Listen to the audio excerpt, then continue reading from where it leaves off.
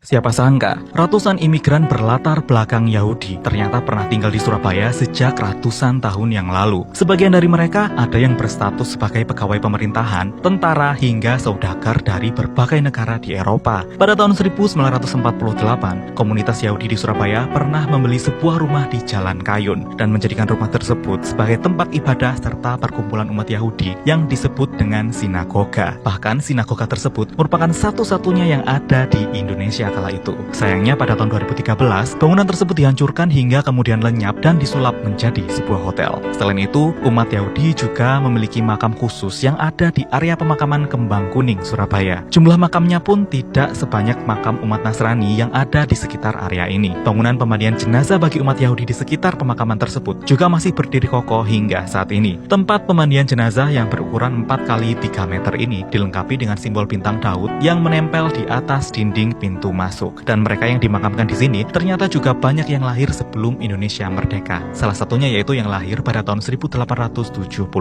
Kedatangan umat Yahudi di Surabaya juga tak bisa dilepaskan dengan aktivitas perdagangan yang ada di kota Surabaya. Bahkan pada masa akhir kolonial Belanda, tercatat pernah ada tokoh umat Yahudi di Surabaya yang kerap disebut sebagai saudagar ternama dan kaya raya. Beliau adalah Charles Musri yang lahir pada tahun 1919 dan meninggal pada tahun 1971.